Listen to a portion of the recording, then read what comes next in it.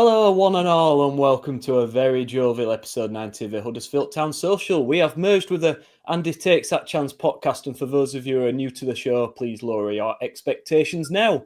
I'm your host, Nick Barlow, and alongside me tonight will be Gaz K, Tristan Batley, Kyle, Andy K, and Ian Kilroy, bringing some much-needed podcast punditry pizzazz to your otherwise Monday and Thursday evening. For the next hour or so, we will be discussing all things Town, including our romping 3-0 victory at home to Leyton Orient, and a brief look ahead to our trip down the road to Reading that Sky kindly rearranged for 12:30. We've had to wait 1,984 days, not just for Gaz to say anything positive, but for Town to actually score a home penalty. After that, a clean sheet, new shop and a massive shoe outside the ground, and what more could anyone ask for on a curtain raiser to the season? Has HMS Piss for League finally set sail, or is it like my bedroom exploits? A bit premature. Well, lads, welcome listeners, viewers. For everyone new to the show, please post your comments and any questions and we'll highlight and discuss them. Also, if you want to come on the show, you're more than welcome, guys. Please go to www.takesthatchance.com or message us on X and you can come on and join us on a future show. This is for all Town fans and we want you to get involved. But lads, let's get straight down to it and let's talk about, I want to talk about first, about the atmosphere, guys, because last season it was pretty awful, wasn't it, to say the least, especially the second half of the season. So, to get down there, big crowd, probably bigger than some people might have expected with the season ticket prices, busy fan zone, brand shiny new shop, really nice light atmosphere, and such a big change. I felt like there's a big buzz, that we just didn't see for the majority of last season. It all felt a bit new and optimistic, and nice greeting as well for Lee Grant and the players coming off the bus, and everyone just felt upbeat. I know it's a new season, and there's always a bit of optimism going in a new season, but Gaz, it just felt very different, I thought, on Saturday, didn't it? It did. The weather helped, didn't it? I mean, it was a lovely, proper early season, Saturday afternoon, sunshiny afternoon. It was lovely. I couldn't get in the shop, but I was let me have a moan first. Let me get this out of the way. I couldn't get in the shop, the queue was too big, so that's a moan. We went and sat in our seats and some prick was sat in the wrong seat, so that really annoyed me.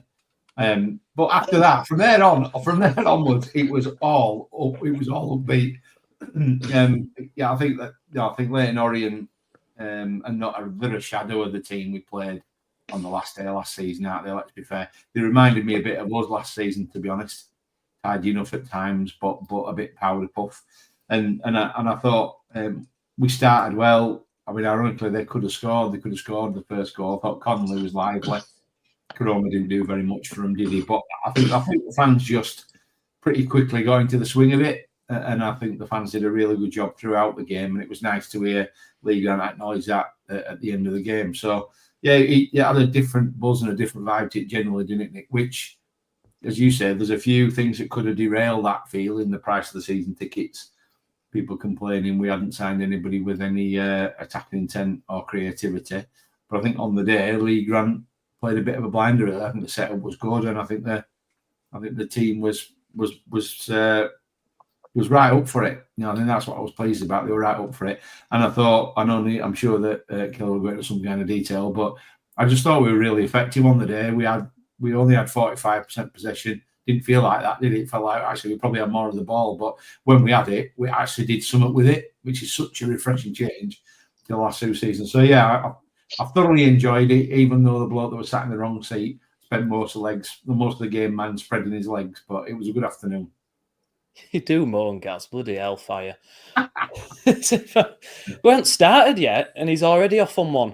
Ian, let's bring it back a little bit, because the club shop looked really nice. I mean, if I'm going to be ultra critical, right, I'll get me Llewellyn Bowen hat on. If I'm looking at the design of it, it looked really nice with all the LED light in it. It looked very professional. No mirrors. That's the only thing. If you're someone like me, who's a bit like capital D figure trying a shirt on, and he wants to know if he looks a complete prick or just, or actually can get away with it. It's nice to look in the mirror and see what, but there wasn't any mirrors. So that's just a little bit of... it looks quite dark inside, Nick. He didn't It look is great. dark, but the only other thing I'd say as well, they didn't have a lot of variety, so there's a lot of shirts, and they have the nice retro shirts there. But it'd be nice to see a few more like different bits and pieces, like posters and things. But overall, look, it's a lot better. It's a lot better than the previous one. It's a lot more roomy. I think the layout's better, so it's a good effort. It looks more professional. It looks more like a shop that you'd see in a championship club, basically. It'd have been nice if they'd have done it in the rope walk and taken that over, because that's obviously even bigger. But they've gone with that, and fair play. I think they've done a great job. And then you look at the hospitality suites and everything; it all looks a bit more. I don't know if professional is the right word, but it looks. It all has a different feel to it, doesn't it? I don't know if you guys have any comments on the shop or the suites or anything, but. It looks great. It's about time. Sorry, Andy. Sorry, and I'll jump in. Right. It's about time that we've done it, really, because obviously I went a few times last year into corporate in father-in-law sponsoring the game and whatnot against Birmingham. And to be fair, I think we joked about it before. It did feel old school. It felt a bit like you're on a Haven holiday park. Not that there's anything wrong with that, but it's not necessarily as modern or as up to date as it is now. And they've done a really good job on it. And the world's changed. People want the best things that they can have. They want to enjoy themselves when they go out. They want to have the best food they can have. It wasn't like that prior to this. I've not been down, so I don't know if that part of it is. But it looks the part. Whereas, to be fair, it was a bit of a joke last time round, and it's not that anymore. So things like that, it makes a massive difference. It adds up, and overall, when you're looking at it, and it's all better, and the shop's better. And you have to remember, Nick, like you say, that they wanted to go into the Odeon or into the rope walk next to the Odeon, and that was a plan up until really late on, where they found out it wasn't possible, and they've done this quickly. Is it 8 weeks? I think they've changed it, maybe even 6. They haven't had much time to be able to put it together, and it's a vast improvement over what it was before. So again, there's one thing that this ownership has done already, without any question or any doubt, is make the stadium look the best it's ever looked. And whilst that's not everything, on the field matters the most, it still helps, and it buys you a little bit more favour. So it was nice to see it, Nick.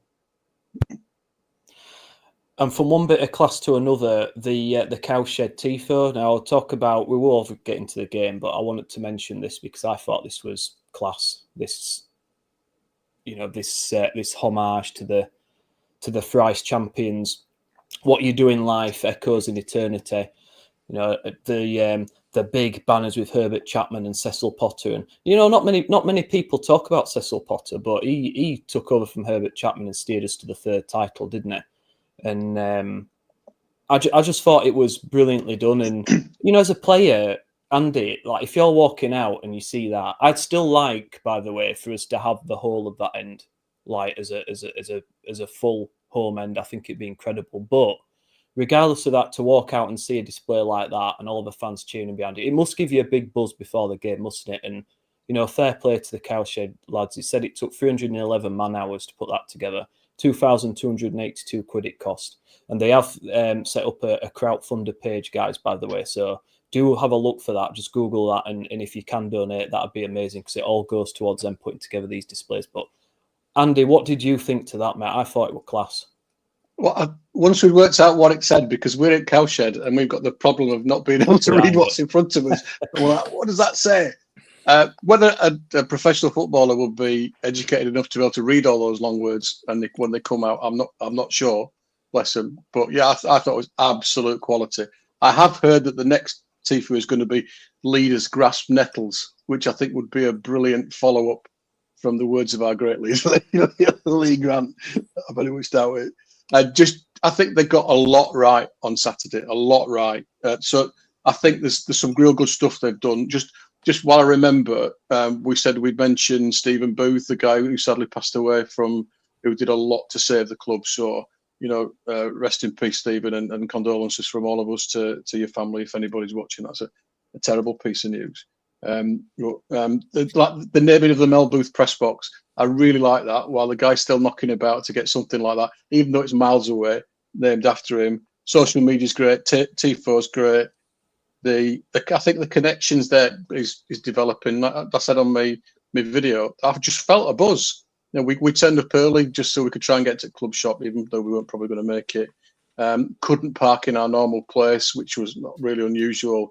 Lots of people around the place, loads of people absolutely desperate to get them Hey Dude hats that I'm sure all of you guys will be wearing to each game from here on in. Lots of good stuff. That 1908 place looks really good.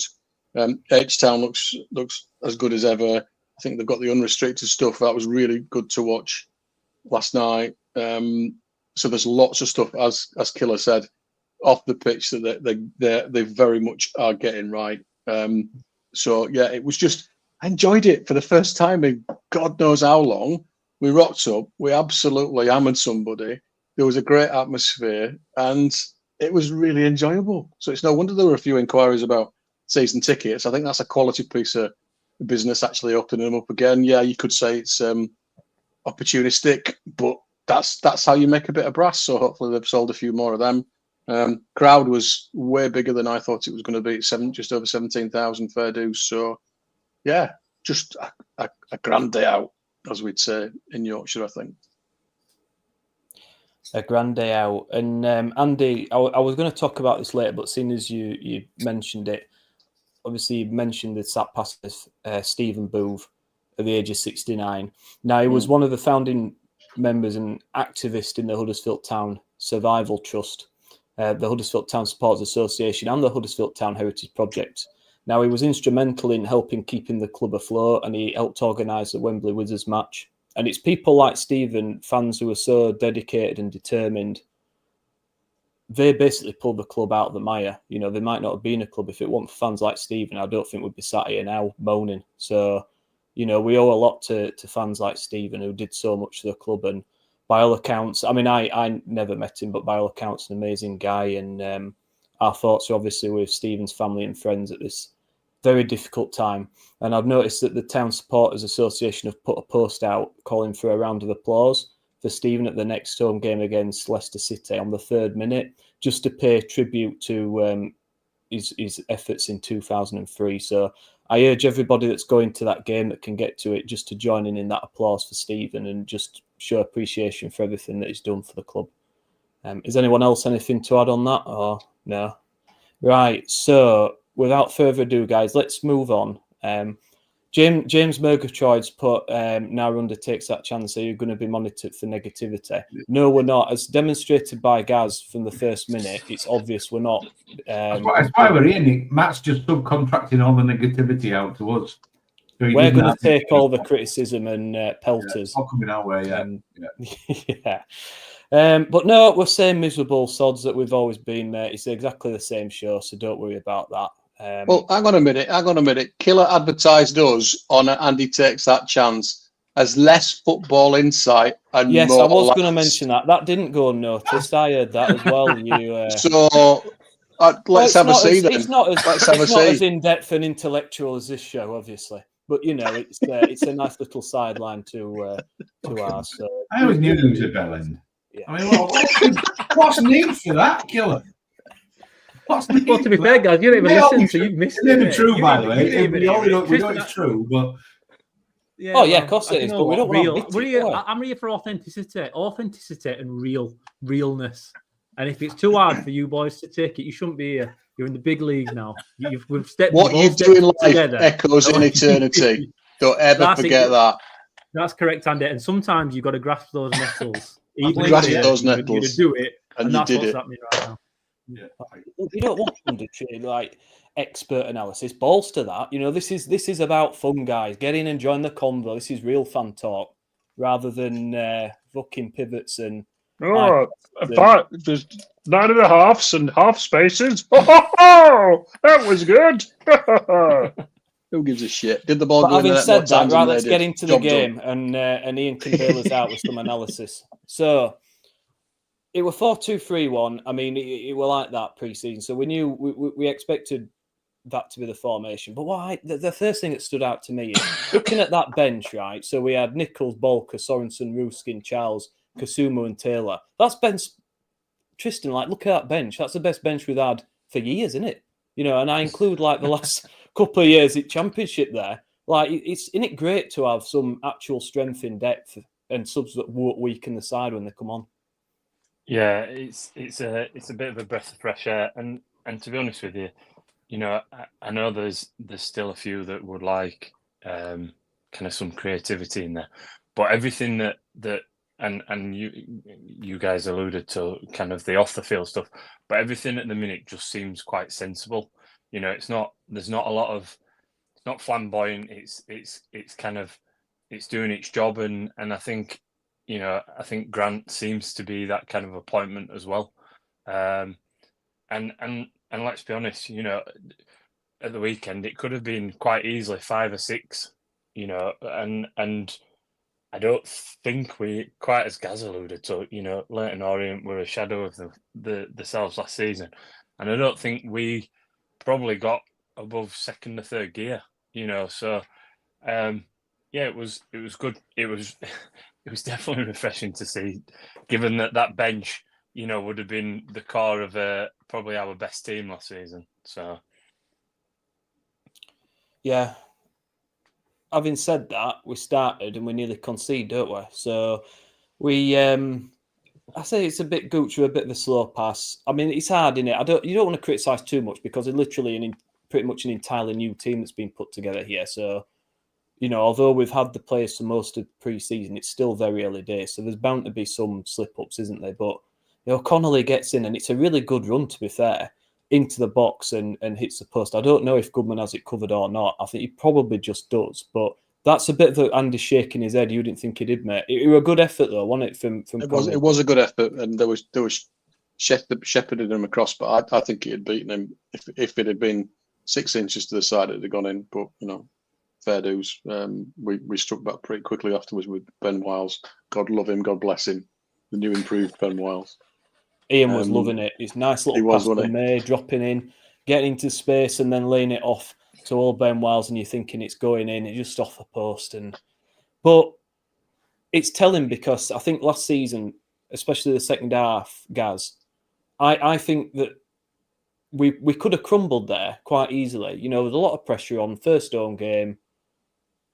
That it's supposed, oh God, here we go again, we're under Kosh. And it'd be quite easy to kind of shrink in and sit a bit deeper, but we didn't, did we? We just went on, pushed straight up and nearly scored. And then that just kind of set the tone then for the rest of the game, didn't it? It did. And I thought the goal came at a good time as well, really. I thought we'd weathered that bit of a storm. We'd had one or two opportunities. And I mean, let's be honest, since certainly most of the back end of last season, our set pieces were abysmal. And it wasn't the world's best delivery, but it was a really, you know, it was a decent ball into that channel. And there was a clever block when you watch the replay. There was a clever little block, made the space for Lowe, and he just, I mean, I actually hit him on the shoulder, I think. I don't think he even was a clean header, was it? But I thought once we scored, we never looked like conceding after that, I don't think. I think other than the one ball from Karoma, which was an absolute worldly replication. I can't say it. The same as the ball that Gilbreth put in for their goal, the third, fourth goal last year. And if their man had put, but yeah, I thought Connolly's a bright player. He causes issues. He's going to cause plenty of teams issues, isn't he? But I think once they got to grips with him, I thought we looked decent. And I thought Ledson and Kane quickly worked it out between them as well, which then made a massive difference to the back four. Well, they sort of, bear in mind they've virtually not played together, have the Ledson and Kane. Once they sorted themselves out, the back four suddenly looked a lot better. And we rode out the loss of Miller again. You know, I was bemoaning to Killer that when he made the sub, it's a modern manager thing, isn't it? So they just replacing one like for like. They have an habit of moving people and making 2 changes to accommodate 1 loss. But, you know, I thought actually, in fairness, we looked just as good when Miller went to left back after Rome went off, and Killer's favourite winger, Ruben Ruskin, did that fuck all apart from sticking the net on the 95th. So, no, they could have. And I think in times gone past, we'd have probably had a rocky 10 or 15 minutes after that chance hit the post. But I think they probably at the moment, they made a stronger stuff out there. Ian, you were going into a bit of depth about the first goal on the previous episode, where it's obviously something we've worked on in training, where you've got May and Rowan blocking defenders as Lowe kind of goes in. And you're right, Gaz, I think it comes off his shoulder, doesn't it? It's not a great header, but it's a very nice move, and it shows we obviously have been working on things behind the scenes, and it's nice when one pays off. And I think, as a player, again, it just cements a little bit of confidence as well. A new coach comes in, unproven, young. It'd be understandable for players to be a bit dubious about, does this guy know what he's doing? And then when you see things like that, and actually what they've been working on as a team, and it starts paying off, that's got to give the players confidence in Grant, hasn't it? Yeah, Astonik, and to be fair, the entire day, like being covered there, felt so different to everything that we had last year. For straight away, honestly, like going to town, going to the Vulcan, felt different. Going to the ground felt different. Gaz pissed off because somebody sat in his seat. That's probably similar, Gaz. To be honest, that's nothing. But everything else felt better. And even like you say, when Connolly's had his first chance, Sean Rowan did enough there to stop him scoring. I think if Rowan isn't at him, he might not score first time with it coming back off the post, but then he did just enough second time to give him next to no chance of getting it back on target. But like you say, it was seeing Ledson, you understand why he's a captain, and even Herbie Kane, everybody was supporting everybody on the field. And now that doesn't sound like much, but we've not had it for so long. Or you have it in fleeting moments. It's easy to get motivated after you score a goal, right? It's in those early moments where not much is happening. Can you still have that kind of same impetus, that same desire, and that same togetherness? And normally teams kind of build into it during the season, whereas I honestly think, looking at Town on Saturday, from the first moment, you can see how Lee Grant's man management styles cultured that. In that, I've spoke about it before. He's very Americanized and very Andy Kay when it comes to team building and leadership. I'm guessing when it comes to making everybody feel better about what they're doing, and it's great and it's fantastic. But sometimes in football, that's hard then to replicate, because once those 11 guys are on the field, what goes on off the field isn't always there in the minds. It's different. We saw it last year. We saw the panic that set in every time Matty Pearson had to run backwards. It's probably not fair. Jog backwards. Every time it happened, everyone felt that same sense of fear. And there's loads of other little triggers where that happens. Yeah, on Saturday, like you said, that first chance with Connolly, it didn't feel like that happened. And it felt like we were there to win that day from the first minute, even if on the field chances were going to the team, because Watmore and Gooch made an absolute bollock of that first chance. And we were lucky, to be fair, that Rowan did enough to stop it going in. I don't think Goodman would have got it either, Andy. But then, like you say, when you see a set piece, and the thing is, the way Orient defended it was absolutely terrible. And Town won't be able to run that free kick again, because it's such a designed play in that Alfie May and Sean Rowan just stood, basically, didn't move, like an NFL from offensive linesman, where they just stand still, block him by not moving. And it gave Lowe the run through the middle away from Edmonds Green, because he doesn't like tracking runners from free kicks. It was a great piece of work, great goal. You can see it's been done on the training pitch, and it's actually worked in a game, and that doesn't happen very often. It's just nice to benefit from it. And straight away, 12 minutes in, it was 6 minutes to go, 7 minutes. From that point, you knew it didn't feel like that game would ever not be a win. And I can't remember the last time that's happened either. And it's not just against a team that's on a low. Okay, Leyton Orient are rebuilding, and I think they will find themselves towards the bottom of the table this year. I think they've got a long way to go. Although, funnily enough, they lost last year, 3-0 first game of the season as well. So it's the second time in a row, and obviously they got it back together eventually last season with an amazing finish, because Wellings is a cracking manager. But the way Town went about it against a team only, 90 days earlier that was in a playoff final, and utterly dismantled them at home after losing 4-1 last time. It was unbelievable turnaround. It's a turnaround. Again, even the most negative of us couldn't have expected, yet then not enjoy. It was a thoroughly great day, and that first goal epitomised it. Like the header /chest/arm is desire. That's how Lowe's put that in. You can see people celebrating before, and Alfie May is celebrating before there's any contact, because it worked as design and there's nothing else that's happening other than a goal. And then the passion from a lad, right? 6'6" Joe Lowe, he's been here for 3 weeks. He scores in 6 minutes. Do you see the passion of him in front of the Cowshed? We haven't had that for ages either. It's just everything felt right. And that moment will be one that, okay, it's not going to live in the memories for everyone forever, but I won't forget it. Gaz cheered up at that point, and the day got a bit better for all of us, didn't it, Gaz? It did. Gone from shushing the Cowshed to celebrating in front of it. And massive difference. Jed Robinson, hello to you, mate. Good morning, should I say. And Stephen Brailsford as well. Hiya, mate. Good to see you again. Tristan, Orient did come into it a bit towards the back end of that first half, had a bit too much of the ball for my liking. I thought that was it Abdullahi on that side caused a few problems with his pace, and I think pace may well cause us a few problems. But what I like, Tristan, is the defence. Look, you've got the experience, haven't you? You've got the experience of Gooch, Watmore.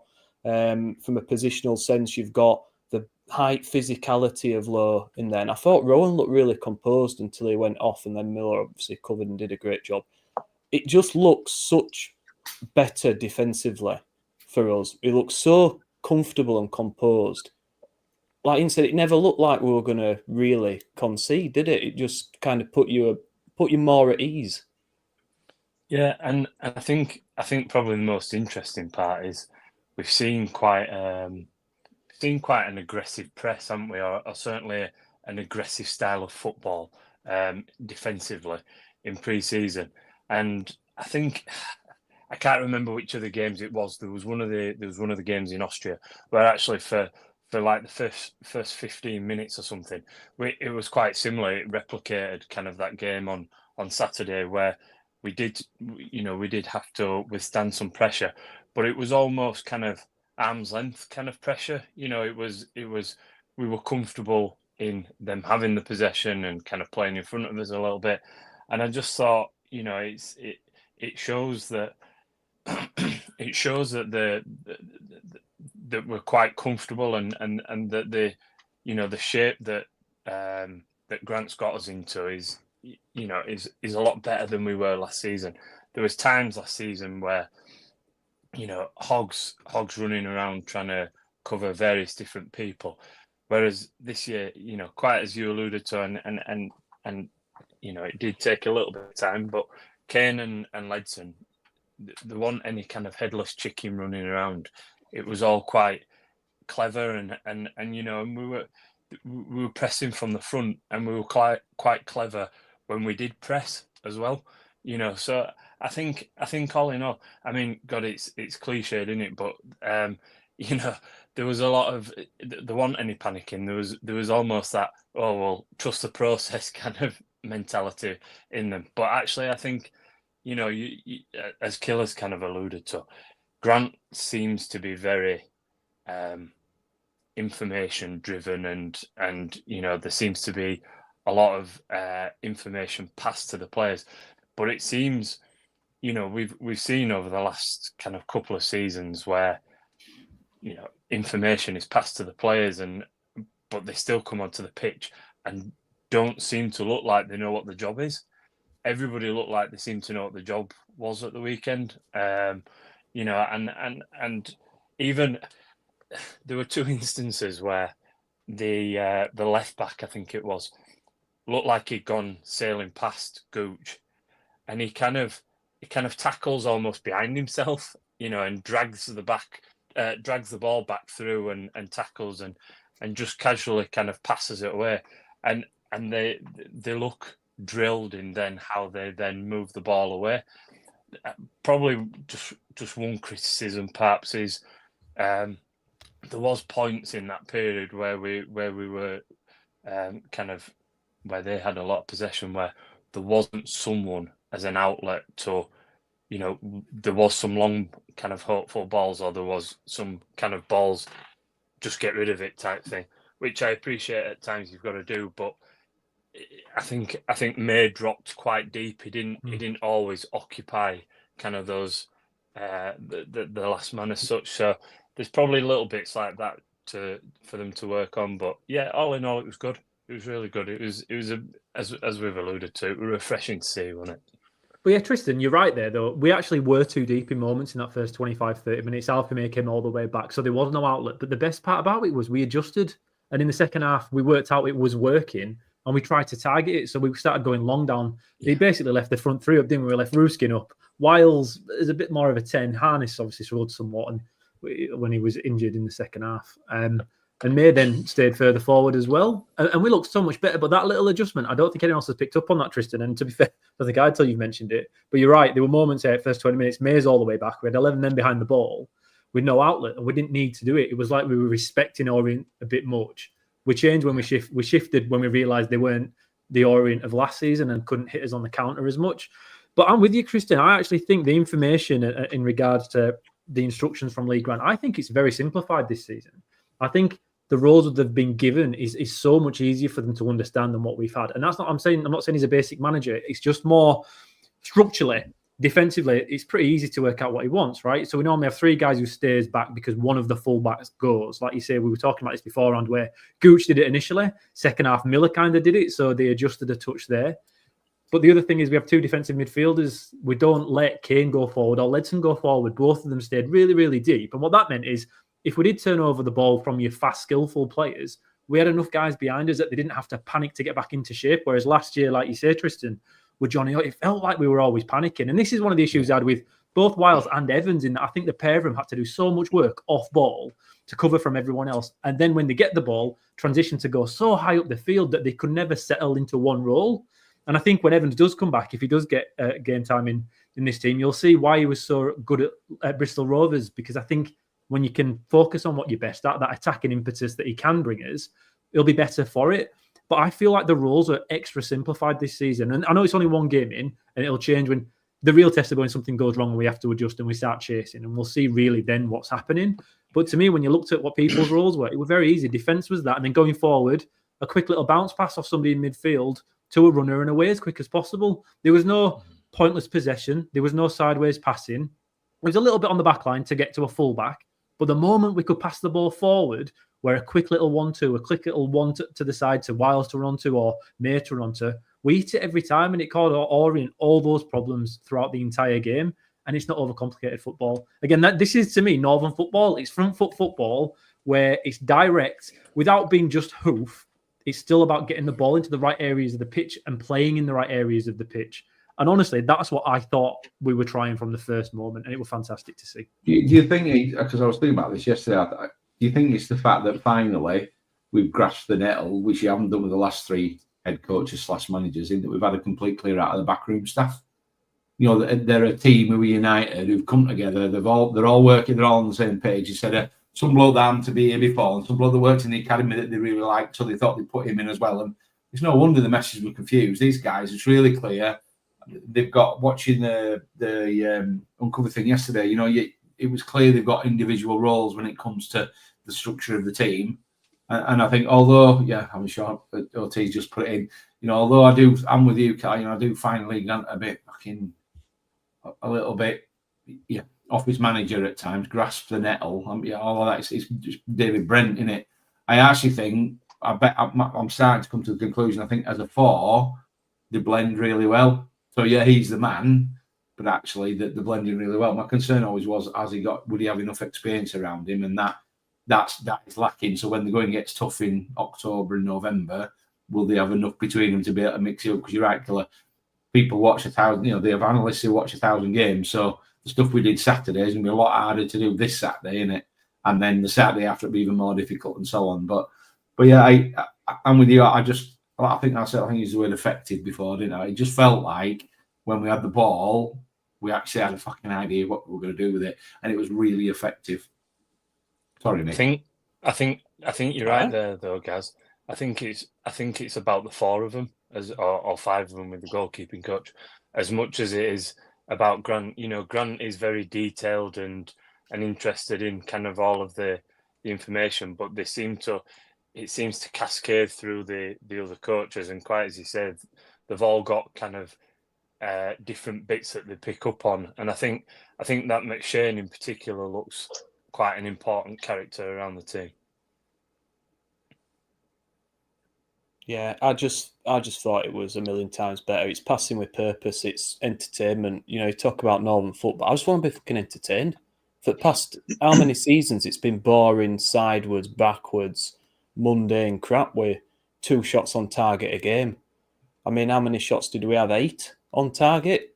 That's brilliant. That's great. That's what we want. We want to be entertained. And that's exactly what it was. And I hadn't felt like that for quite a while, I have to say. Even when we were winning under Duff, it never felt that. It were always like a ground out of 1-0. It were never with any style, was it? There were no pizzazz at all. It were just grinding, and just... I'll stop saying grinding. But, you know, It was, wasn't it? It were a chore though. Sometimes it were hard. It were an hard watch, and now, and I think you're right, Tristan. I think you're spot on, mate. With one of the one of the concerns that we've talked about pre-season was the fact that Grant's so inexperienced, and can he adjust things in game to accommodate when things when he looks at things aren't going so well. And we saw a little snapshot there with that adjustment that maybe he is capable of making those changes. And I think that's a real positive. Although it's only the first game of the season, that brings a lot of comfort to me, knowing that he's not willing just to sit and just carry on doing the same thing and hoping that it works. He is reactive. So proactive, sorry, rather than reactive. So yeah, I was really encouraged by that. Ian Matthewman said Lidson was quality on Saturday in a quiet way, very strong in the tackle and a great pass on him. Always looking forward. As a CDM, he ran that midfield. Wiles very good as well. Ian, you and me are Wiles fans. I don't mind admitting it, but again, it was at the heart of a lot of things that happened for us, and the penalty. I mean, he has a chance before that, doesn't he? The keeper does well to save, in fairness. He probably should put that away, but it is a decent save. And then gets tripped in the box. Now, I wasn't sure watching it in real time whether it was a penalty. And looking back, I think it definitely was. But then up steps May. And, there wasn't 1 second where I thought, he ain't going to score this. He looked so assured. And it just makes such a difference having a good penalty taker in the side, because I mean, again, I can't remember having any confidence when any of our players have stepped up before. You're thinking, he's going to save this. There were none of that with me, were they? Calm, composed, slots it into the corner, job done. He wasn't just even into corner, or he actually hit it into the side netting. It was about as perfect a penalty as you can go. And you can see he's got his little standard run up, and he mentioned afterwards in his Radio Leeds interview that he changed direction based upon Simpkin, the keeper's previous 10 penalties that he's faced. So he's changed his approach and he's just buried it. But the keeper moved before he's even shot as well. There was no way that wasn't going in. It's a fantastic finish. And I'm with you, Nick. I think it's the most confident I've ever felt about a penalty. Normally, honestly, it can be like LDV Vance Trophy, second round, penalty shootout, and I'm sat there nervous, right? And I don't know why. Who cares? But I can't help it, right? No matter what's happening. But with that, you knew it was going in. There was no doubt that was finding the bottom corner. May didn't even look at the keeper. He did not take his eyes off that ball. He's done it hundreds of times before. He knows exactly what he's doing. But it was a stonewall penalty.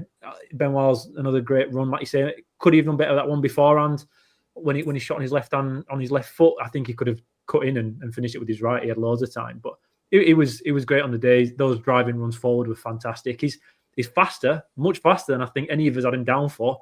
There was 70, 80 minutes in, and Orient made loads of changes, and he was still outpacing the guys he'd brought on. Even that into the corner, he was all action on Saturday. I don't know if we got man of the match from the club. I didn't read it out, did they? I'm not entirely sure who got it, but I think it's Joe Lord that got it, did he, Andy? Well, I'll be honest, that's quite surprising for me because sponsored by KLD Training. I think you'll find there was a couple of moments in the second half where himself and Watmore nearly got into trouble passing out from the back, and that will happen more than once this season. We will get caught. It will. But I thought Ben Wiles was the man of the game. Between him and Alfie May, I thought the new Ben Wiles was such an upgrade on what we had last year in this new role where he's got a little bit of freedom. Where they're just not scared. I think the biggest issue here, Nick, is not just that he's simplified. I think they're told to be free when they go forward. And if they lose the ball, fine, don't worry about it. But just try and do what you're doing. Whereas in the last couple of seasons, it always looks like they were overcomplicating things and having to worry about getting it wrong, getting a bollocking if they were out of shape, if they didn't get back into the right position. And that just didn't seem to be there. It were a stonewall penalty. It's just nice to get one, isn't it? I mean, the ref took a while. To give it. Wiles has gone down.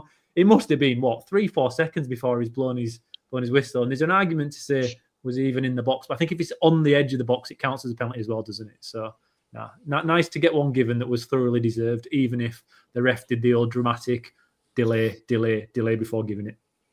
I think as well, Killer. It's also because Wiles gets a lot of pelters. It's worth mentioning as well.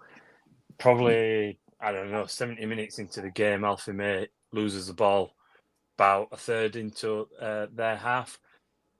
May chases back and does a great effort. It's that Gaz was referring to, where Karoma's whipped ball across, and man at back post trying to put lad off is is Wiles, who, you know, because May lost the ball and he chased back. I think everybody sees that, but Wiles actually chases back from probably as far back as May does, and quite as you said, it looked quick. It looked really quick, you know, and that's over about, I don't know, 90 yards or something like that, and got back in. So I think, and I'm hoping people will see a lot more of kind of the good stuff that Wiles does this year.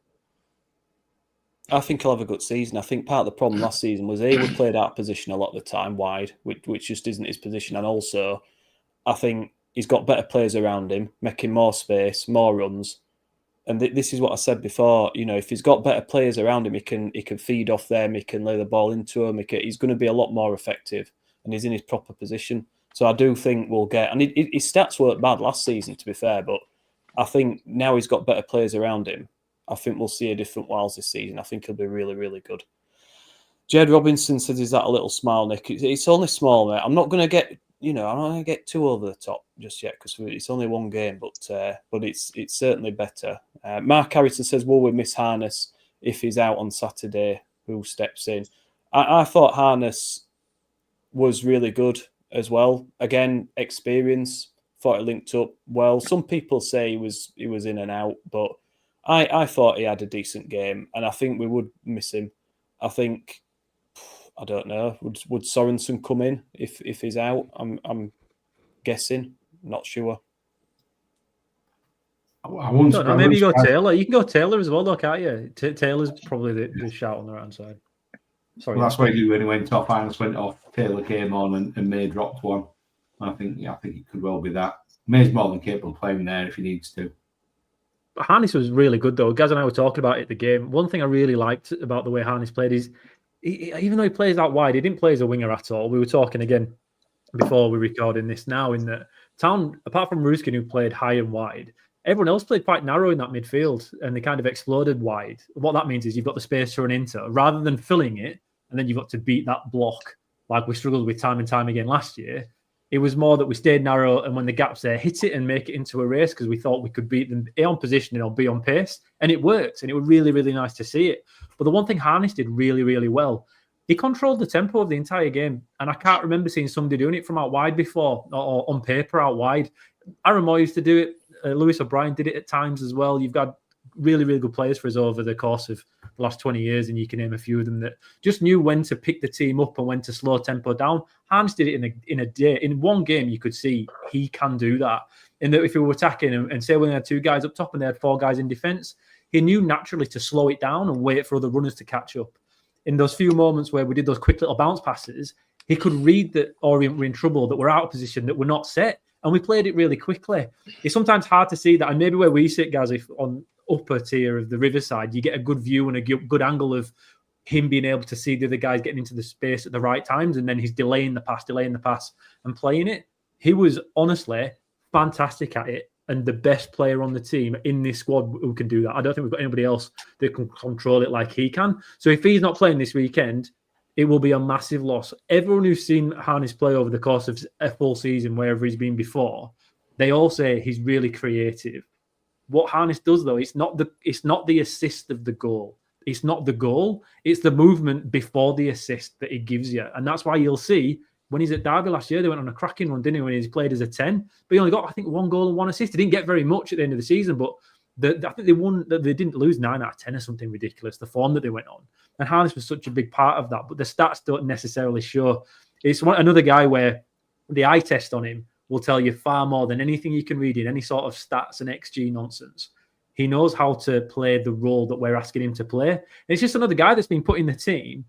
And either the recruitment's perfect because we wanted that and we went out and got that, and he's the guy that's doing it. And okay, it's one game, it's a small sample size just yet, but he has the ability to do it because we saw it.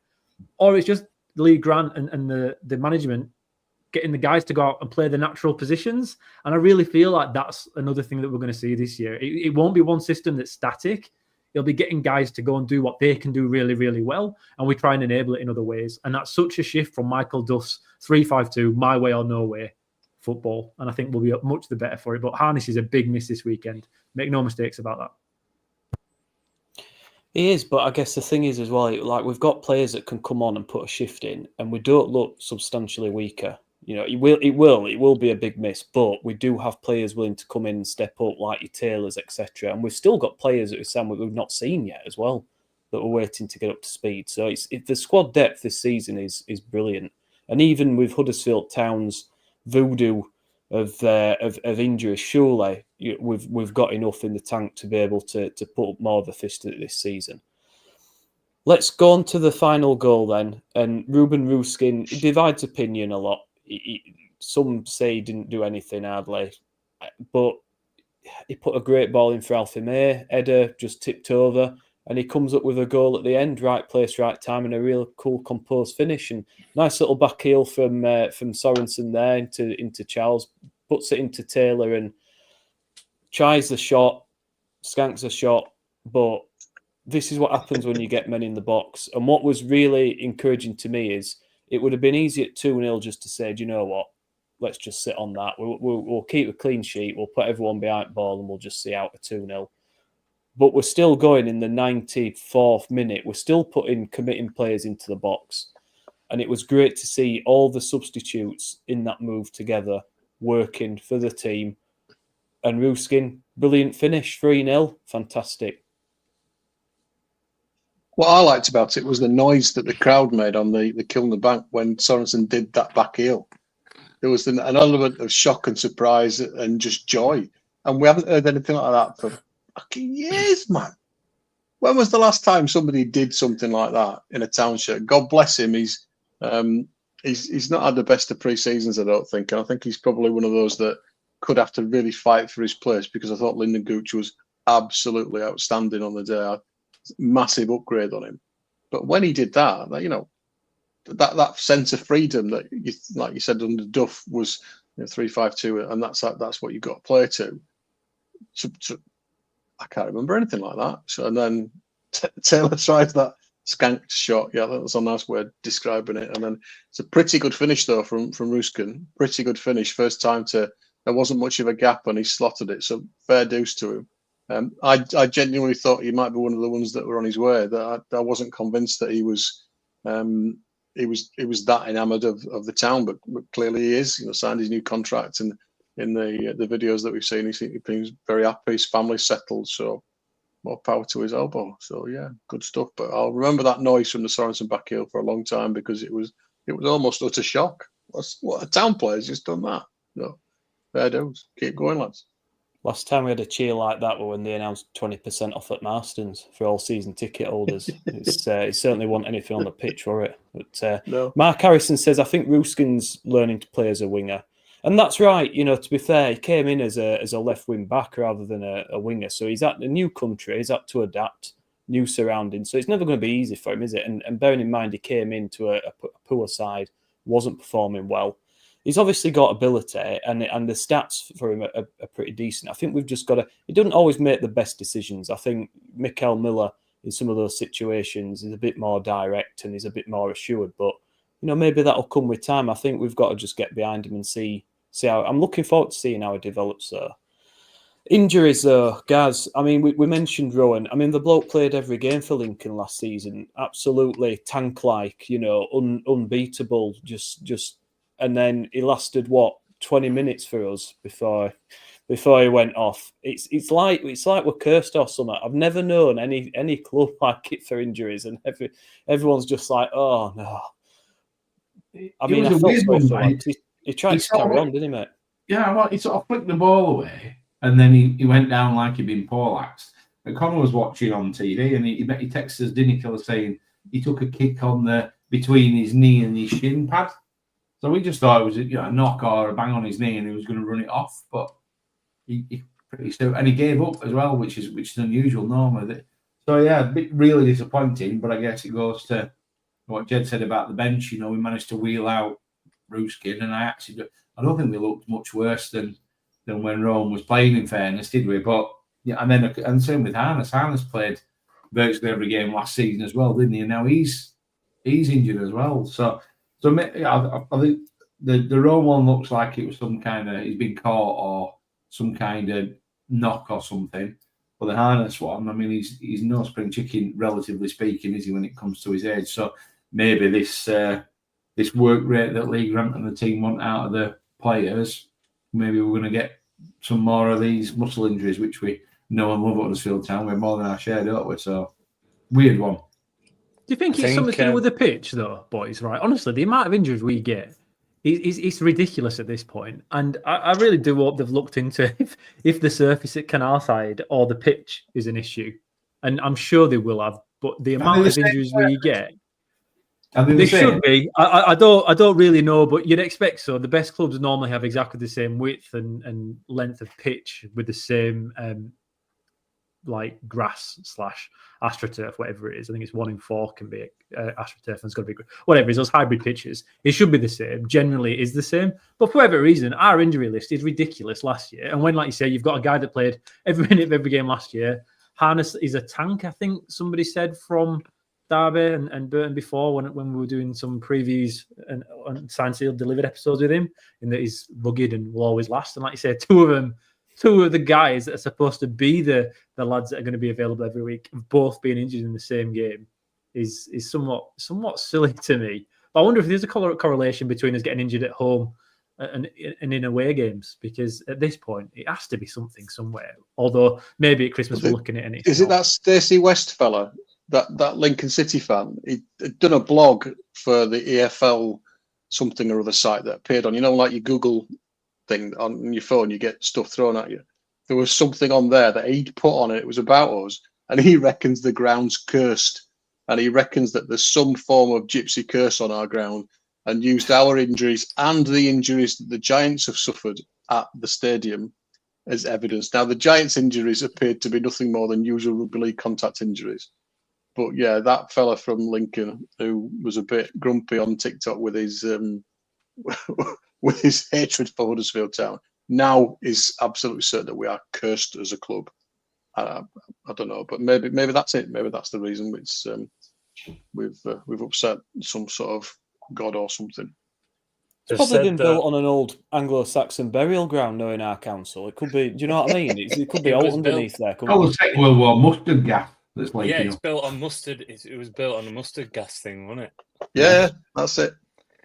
I think Grant said in the preview show this week, though, that Ruan is back training, and but said Harness wasn't. And I think, in that move where Wiles hits ball hits his shot at the keeper, it looks, if you go back and look at that, it looks like Harness gets wiped out in the build up to that, and I think it's like a twist kind of injury. So.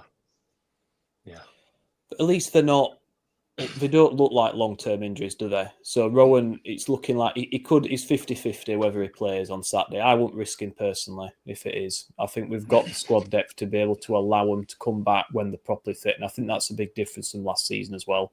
We're not absolutely bare bones, like rushing people back. We've got Big Murray Wallace to come in if needed, and same with Arness. I think we just, take the time, get back to full fitness and get them in rather than having to rush them in.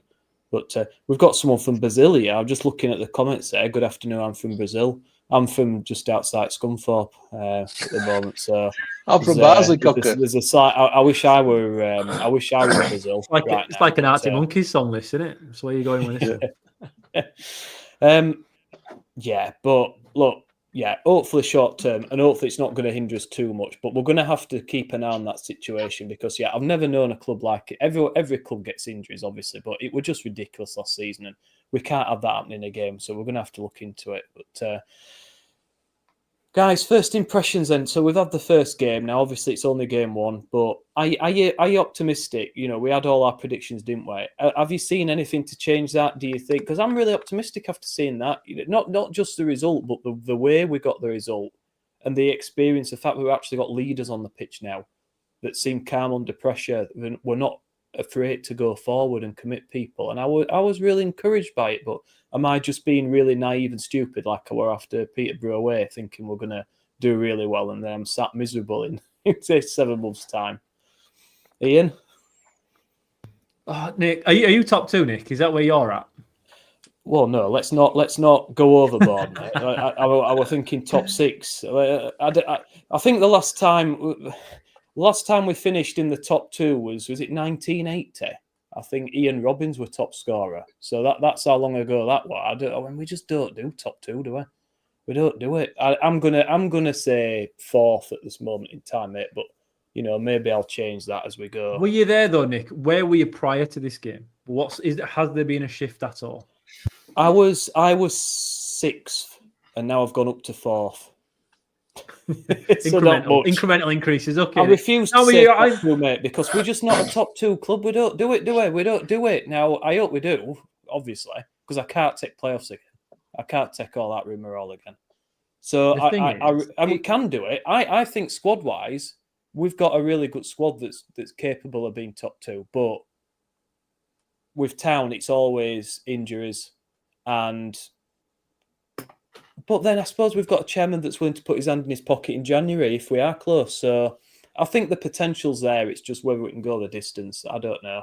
Maybe it's years of pain that are tainting my views at the moment. But I'd say 4th at the moment. 4th. Oh, Nick, you seem much more comfortable in a relegation battle. When you're predicting a relegation battle, you seem like you're home. When you put on a spot now on how well we're going to do, I think you struggle a little bit there, Nick. Look, I'm with you, and I think after one game, you can't sit here and say we're going to be top 2 unless anyone and is to come yet. Maybe one of us can, but I don't think most of us would. But what I think you can definitely see from that is we ain't going to go through the patches of bad spells that we had last year, no matter how many injuries we have. We're not going to lose 6 games in a row. We're not going to lose 7 out of 9 and then 4 out of 4, whatever it is. We had like 3 really bad runs last year. That won't happen with this team because the culture is shifted. You can see that. I'm not saying it's perfect. I'm not going to say it's going to be perfect all year. But the basement fell out of itself last year and we just went on a horrendous run that I just don't think you'll get this year no matter what. It just won't happen. They've got different lads. And what happened last year is not normal for any team. Never mind a team that's got one of the biggest budgets in the league and is trying to chase down the top 2 at one point and to end up, 14 points outside the playoffs in the end. It were embarrassing the way we fell apart, and that won't happen. And if that wouldn't have happened last year, we'd have been actually in the playoffs anyway. We'd have actually made it. We're not that far off. I think Alfie May is the key to any top 2 dream because I feel like he is such a difference when it comes to defending from the front and always being a threat on the counter-attack. And if anything drops in the box, like on Saturday when he's had one cleared off the line from a corner that went wrong, that's what he gives you. He gives you cheap goals. Work goals that are difficult to get, and you have to be the best player in the league to be able to get them, but you get them without the build-up, and that's what May gives you. And if he stays fit, I think top 2 could be on. I'm not saying that's definitely going to happen. I still think 5th. I think we're going to go through some very, very hard patches in small periods, 2 or 3 games where it's not quite there. And then we'll make some adjustments. We'll go to squad depth and change things up a little bit and get back at it. And then in the playoffs, whoever knows, but it's much better we are in a much better place one game in than I thought we were going to be. And I know people are going to say, well, Peterborough were like this last year. It wasn't like this last year. I didn't feel like it was. I felt like it was a very different performance. Doing it at home, where we've actually struggled under pressure over the last couple of seasons, in the first game with a manager that's an unknown, with the atmosphere that can be toxic if it isn't going well, is such a change compared to what we had last year. So I'm much more positive than I was on Friday night before the Orient game. We just need to back it up now against Reading and then Blackpool, because the Orient game is the easiest one of the 3. We've got 2 very tricky games after this, and if we're sat here 3 points out of 9, it's a different conversation. So it's whet my appetite for this week. I'm actually really looking forward to the game against Reading. I'm already, and to be honest, since Sunday, I've been looking forward to it. And isn't it nice being a Town fan, looking at it this way for the first time in a while? Whereas before it's like, oh, thank fuck, we've got another 3 days before we've got to worry about going down. I'm even going to go. I paid for my season ticket. I'm going to go on the Tuesday night. I'll just watch it at home. Because I think that's where we were all at last year, wasn't it? When it got to February, March, and we have Wigan away and all these kind of games. So no, I'm in a more positive place, Nick, than we. I think playoffs are still the realistic aim at the moment. Anyone going to be brave and say we're going to be top 2? No. Brilliant. We haven't lost our pessimism. That's what we like on the show. We don't go overboard. It's proper Yorkshire, isn't it? We'll be positive, but to a point. We're not going to go overboard. Hey, I'm not here for insight. I'm here for humour. That's my job. Yeah. Talk about. I don't know about other football teams. No idea. That's why I didn't I do the think- prediction. I refused to do it. What do I know about Luton Town? What do I know about Reading? No idea. I'll tell you I what, think Luton it's- looked awful when I saw them. So I don't think we've up to fear there, unless they kick into gear. Cardiff are currently think as 0-0 against much as- Port Vale. It looks like Port Vale are playing them off the park. According to, mind you, they've got more possession. They've got a bit better, but Port Vale are holding Cardiff at the minute. So as who knows?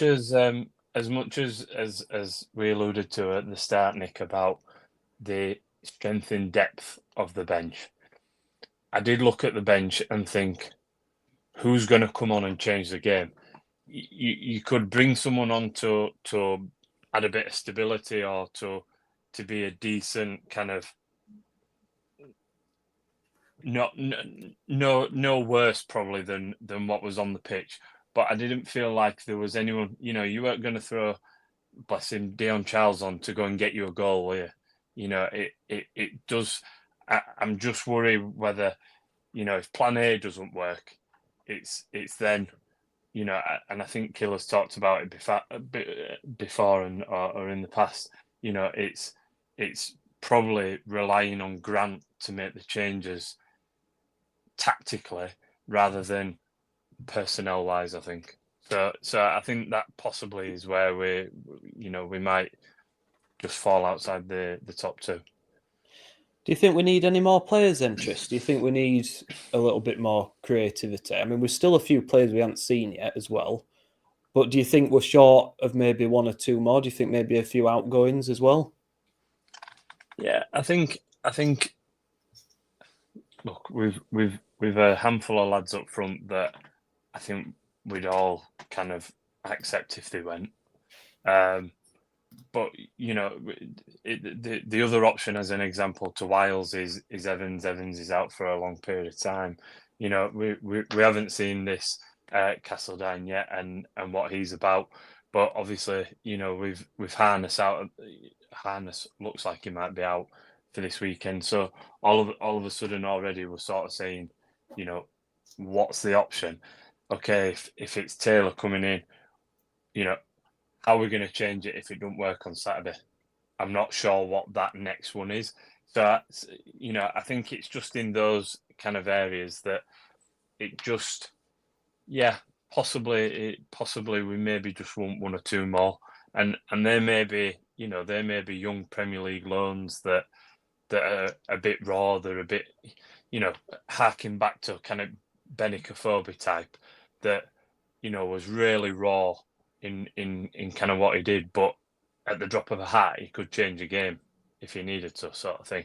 So I think, possibly we might see a couple go out, and it'd be good to bring in just some different options, maybe, or just something that reinforces that kind of, okay, we need to change it now. How are we going to change it? And I think we talked about Birmingham last season, where they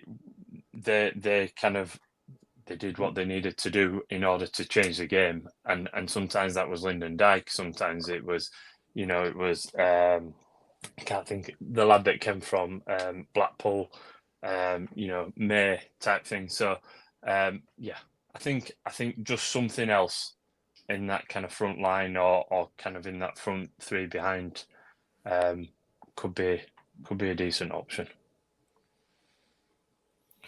Yeah, and we've still got time, haven't we? I think there will be a few to leave. Like I said, maybe Bojan and Cole probably leave. So there may be some space once a few have gone, maybe to bring in one or two. Maybe, like you say, a lone player or two. Premier League sides like to wait a little bit before. They like to look at their kids, don't they, before sending them out on loan. So maybe there'll be one or two more coming in. So it's exciting though, and I think we have done a good job in doing that big overhaul, I have to say, because that's not an easy job to replace all them players with the quality that we have. So, but maybe one or two more to come in. We'll see. Right, so Reading away, last of all. Like Ian said, it's tough, innit? Tough game. They didn't do particularly well against Lincoln, although I think they did have a goal disallowed. Is that right? That was a bit iffy. XG of 0.35. Now, XG is usually a load of bollocks, but the one thing it does tell you is that they didn't do much with the ball. They had a lot of possession and they had a lot of passes, but they didn't do much with it, really. Now, that could be them just sort of trying to click into gear and not quite working yet. They've got some good players. Lewis Wing, he always is standout player for them. I think he's a really good player. I think it's the first season they've had without any financial troubles for quite a while after the takeover. I think it's going to be buzzing down there. I think it's going to be a good atmosphere. And I think them losing that first game, they're going to want to get off to a winning start at home. So this could be a really tough game for us, lads. Gaz, are you worried, mate? This could be a potential, I wouldn't say banana skin because we're a good side, Reading, but it could be a difficult one, isn't it? Yeah, it is, isn't it? And, I think they not only have they put all of those other troubles behind them, they've got Noel Hunting as manager, who's a bit of a living legend for the Reading fans, isn't he? So the fans are going to be right behind him. All right, they lost the first game. But they're going to be supporting him, and they're going to be going through a bit of transition. They obviously went through some turmoil, so let's just hope we can take advantage of that early season unfamiliarity and uncertainty, and take advantage, because we looked the exact opposite on Saturday, didn't we? We looked like a team that were ready to go and were sorted. So I'm hoping we can take advantage of that. To be honest, I quite like going to Reading, although it's obviously a bit of a modern ground. I quite like where the away fans sit.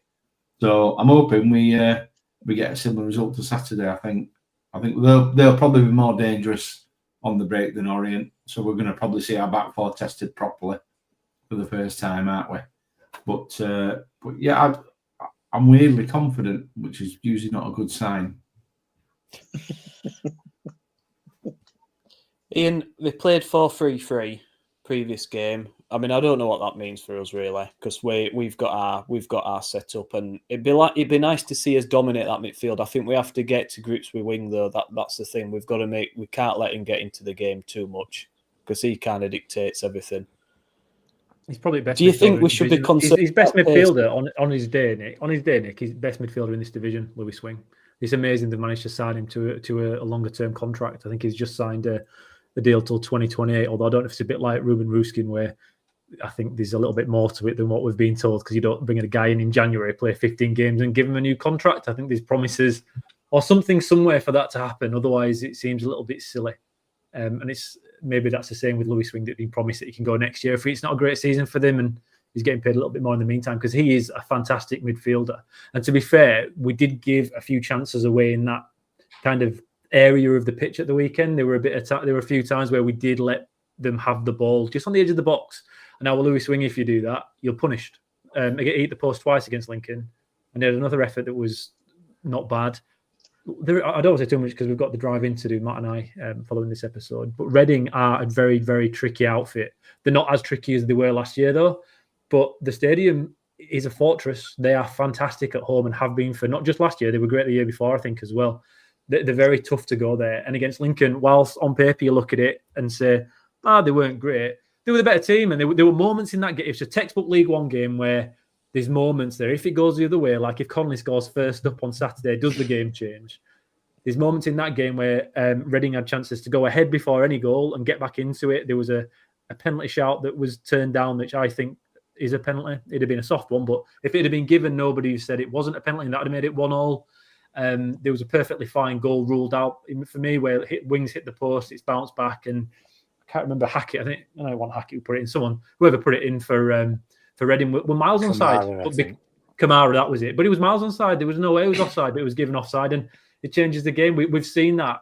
Nolan is an absolute legend at Reading, but he's still got to rebuild the team here. And in his press conference today, leading into the Town game, he's talking about us being further down the path of rebuild than they are. So I don't think they're too confident either. So it's a tricky one.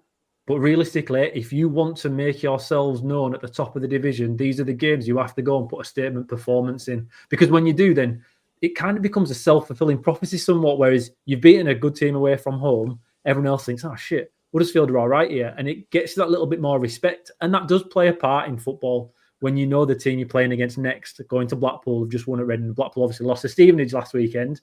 They might struggle again this weekend. I can't remember who else they've got in the fixture, but it's not an easy one, I don't think. It helps So getting a positive result against Reading is crucial. I think you really have to start fast in League One, just like Birmingham did last year. They didn't let anything slip, and I know Wrexham felt the way into the season somewhat. They didn't have such a poor start. We've got to go well again on Saturday.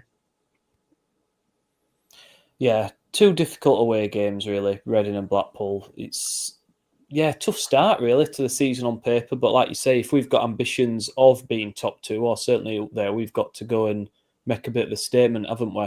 And I'm more confident of him watching that we can go down and at least give him a good game. Shall we get some predictions, guys? Then come on, let's. We'll start with you, guys. You say you're confident. That's always a bad sign. So anyone putting any money on a Town win can delete your bets now. What do you reckon, mate? What's going to be the score Saturday? I'm going for a cheeky 2-1 to Town. Nice, Ian. I'm out. I've got to reconsider. I've still got a bit of data to go through. Nick, the XG, the Opta Super, the Kilroy supercomputer. We'll await the next episode to hear your proper thoughts on it, mate. But Tristan, what do you think? I think as you alluded to, mate, I think it's about getting grip of the midfield. They are a young team. I think average age against Lincoln was like 23 or something like that. So I think we've got to get a goal early. So if we can get a goal early, I'd fancy us for maybe 2-0. If we don't get a goal early and there's, we're kind of, they feel the way into the game, I think it'll be a bit of a harder task. So yeah, I'll say 2-0. Andy? I have no idea. I'm looking at all these scores that I've got in comments, and I've agreed with every single one of them that's come in. 2-1, yeah, I agree with that. 2-2 from Jennings. 1-0 tap. I'm just looking forward to going, and I've never been to Reading to watch football, so it's a new stadium for me. I fancy us to nick something, so I go 1-0 Town. I'll go with Steve Brailsford, 1-0 Town. 1-0 Town. I'm going to say 3-1 Town. I think we will score. I think we will concede quite a few goals on counter-attacks, but I do think we go forward, and with Alfie May in the side, I just say we've got much more of a goal threat this season, and I think we will score. So 3-1 Town. Ian Matthews says 2-1 Town. Steve Brailsford says 1-0 Town. And there's always one, isn't there? Jed Robinson says 2-2. Jed, you're letting the side down. Otherwise, it would have been a whitewash of wins for Town, but I don't know. I think a point on the face of a point wouldn't be too bad, but like you say, we need to put a marker down. We need to try and win every game we can, and getting points on the board early. We can't afford to give teams a head start. We just can't. So it'll be very interesting to see how we get on in our first away game. But yeah, it's at least it's optimistic. So before we wrap up, Terrier Jack, hello to you, mate. Just checking how much I should put on for us to beat the points record. All your savings, mate. That would be my advice, because it's a certainty. Thoughts on the unrestricted episode, guys? Has anyone seen the unrestricteds? What I do say is, I know that someone made a comment, and apologies, I can't find it at the moment, but made a comment about the change from the press conferences to doing a more kind of fan orientated, separate pre-match preview content, which I thought has come across pretty good. Andy, let's get your thoughts on this, mate. Are you liking the media side of things from the club at the moment? I don't like the unrestricted things, primarily because I'm actually in this episode very briefly a couple of times. I very much like this last episode. No, but I think that the level of social media stuff has gone stratospheric. I said to Jay Singh when I saw him in Austria that they're doing a brilliant job on the social media side there. And I do really like the sort of the one-on-one previews that they're doing. So they've done it after the press conference, haven't they? With, I think it's I can't remember who does it. Raj, isn't it? Raj does it with Raj does it with the manager and then whoever the player is that they've got. And I think that's another effort on the club's side to make more of a connection. And I think it's really, really good stuff. It's really interesting. I'm not so sure he tells you everything that I'm not so sure about Harness not playing. I'm wondering whether he's a bit of a wily coyote and he's like just trying to throw a bit of crop dust down to put the guys at Reading off. So fingers crossed that Harness is playing. But yeah, really, really enjoy it. It's just really well put together. So yeah, I've got a lot of time for it. Really enjoyed it. Not having that, Andy. Hang on. If we're going Northern football, we're going Northern phrases. A Wile E. Coyote. Wile E. Coyote. That's an elderly man. That's an elderly man phrase. Wile E. Coyote and Acme Wiley Fox, mate. products. And Roadrunner. Roadrunner. Beep, beep. Roadrunner, mate. That's what that's all about. Wile E. Coyote, who used to chase the Roadrunner all the time and failed to catch him. It's absolutely classic television, my friend. Get it Googled.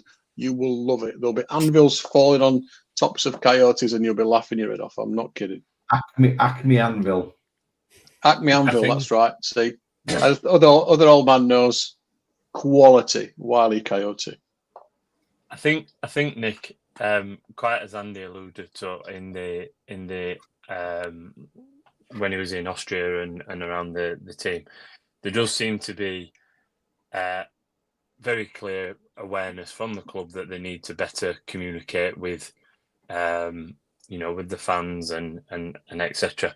And I think they're trying to control the narrative a lot more, aren't they? They're trying to control the narrative. They're trying to control the communication, and I think try and take it away a little bit from Kev going online and saying what he wants to say, and then someone has to try and smooth it Pick over. up the pieces. Yeah. And but I think, quite as someone made the point at the start, like, life now is about experience, isn't it? Everybody's digging an experience and trying to look for an experience, and I think that they're bringing these kind of things in quite subtle ways. That's not quite the all-American experience, that sitting in the car park drinking out the back of your trailer sort of thing. But it's actually, it's quite subtle stuff that they're doing. It's quite subtle stuff that they've done, or different stuff that they've done with the shop, with the hospitality suites, and the kind of the interaction outside of the ground, and the activations outside of the ground. It's all experience led in it, but it's positive, and I think it helps to drive that kind of positivity. But I think you said it at the start, Killer. It's really easy to drive the positivity when it feels positive on pitch. No, it's just, you've got to be proud of the club you support as well. And honestly, when I growing up 20 years after Andy and Gaz did, it felt embarrassing. 23. The town felt so small time all the time. Everything felt cheap. Everything felt like a bit of a joke. And it was a bit of an embarrassment sometimes. I'm never embarrassed of being a town fan, but like some of the stuff you see at the stadium, it was small time. And it's not anymore. It's professional, and it has to be, like you said, Tristan. It's because everything's changed. Everybody wants everything to be professional all the time, and it works. And this isn't necessarily for us that are fans and are going to be there no matter what because we're stupid enough. Andy and Gaz, I think, are both going to Reading at 12:30 when it's on TV, and that's the only reason I can't be bothered. This year, I'm doing all the games that are not on TV. If it's on TV, I'm not bothering. I'll save my money because I still don't have to see my family if it's on TV. I can sit here in the studio / garage on my own and watch it free from children. But it's not for us. It's for people that are floating interested fans. They're the people that make the biggest difference to the club when it comes to bringing in extra income, to bringing extra players. And I know fans don't like to hear that sometimes. And you think the ones that go every game, no matter what, are the heart and soul of the club. They are. But unfortunately, we're the people, I'll just throw myself in there, we're the people that actually don't need these videos because we'll be there no matter what. But it helps with the things. The unrestricted videos are fantastic. However, the best production from this last week is when Ben Wiles won the penalty. Somebody stood up in the crowd on the highlights and you can hear it, and he says, "Get in, Wilesy." So the name Wiles is picking on. It's cracking on. Everyone's in now. Everyone's on board. And I feel like we're making real progress there. So that was my video highlight of the week, and not the fantastic unrestricted episodes. So, talking of making progress, you were pretty certain that our manager had been watching you on And He Takes That Chance, hadn't he? Because he referenced Champion at the Bit. So Matt called out that one. Well, let's see if Lee Grant uses Wile E. Coyote in his conference this year. If he does, he's watching. So if you're watching, Lee, come on, big lad, get Wile E. Coyote in there. We'll set you a task every week if you want. If we're going to build that connection, let us drive the press conferences for you, mate. We know what we're talking about. Or Gaz does, I don't. But there you go. Let's see if Wile E. Coyote. If that happens, I'll explode with delight. That will be amazing. I don't think it will, but you never know. I know that Big Kev watches this show. He knows a good show when he sees one. Big Kev Nagel. He does, doesn't he? Yeah. Jason Dow said Looney Tunes refs going straight over the young'uns' heads tonight. But they still show them Looney Tunes, although they don't, not as much, like, because they're not PC, are they? It's, but yeah, they're still on. They're still on. It's all good. It just looks more. It's just all more professional in it, and you know, it's these little touches make a big difference. There's a lot more kids down at the ground, obviously taking advantage of the free under 14 tickets, but. I noticed, you know, my little lad got a letter in the post with his season ticket with good, yeah. You know, a nice letter from the player saying, "Oh, this is who I am. This is how I got into football, and these are my likes and dislikes." And they had a little autograph, and that was amazing. And you know, they're really into it now. They're looking for him, and unfortunately, only one of my twins got one. So the other one is really. So they had one annoyed kid on my hands, but the club have sorted it. They have sent another one out, so I'm not going to have a disappointed. Did you complain, Nick? Did you call up and have a complaint? I did. Well, I just emailed them and said because like the twins and one got one and one didn't, so one's patiently waiting for a letter to come that just never arrived. So enough is like, enough. Is that what I was like, come on, guys.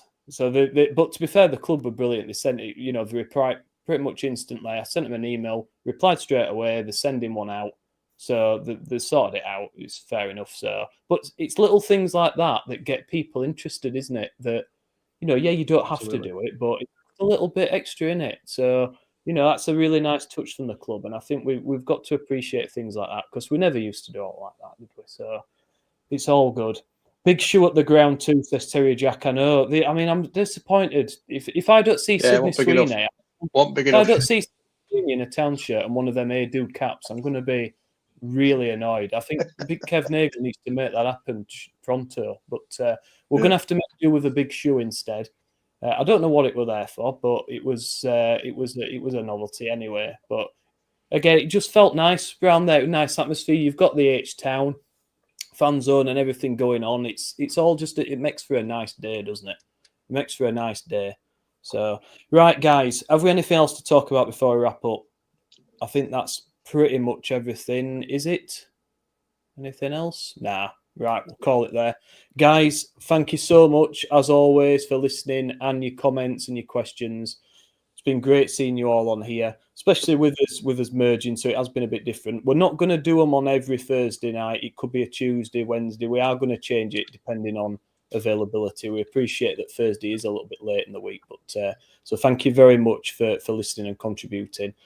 Please subscribe to the channel, listen on Spotify as well. You get to hear us in crystal clear sound, which is definitely worth a second listen. But Gaz, Ian, Tristan, Andy, thank you so much. Thank you, everyone. We'll see you hopefully after a nice victory at Reading, up the town. That's all, folks.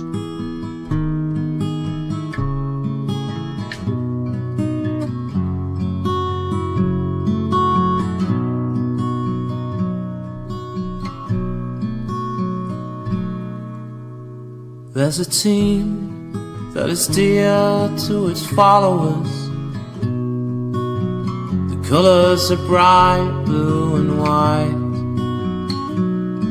They're a team of renown, they're the pride of the town, and the game of football is their delight. And all the while upon the field of play, thousands loudly cheer them on the way. Often you can hear them say, who can beat the town today? And then the bells will ring so merrily, and every goal shall be a memory. So town, play up and bring that cup back to Huddersfield. So town, play up bring the car back to Huddersfield.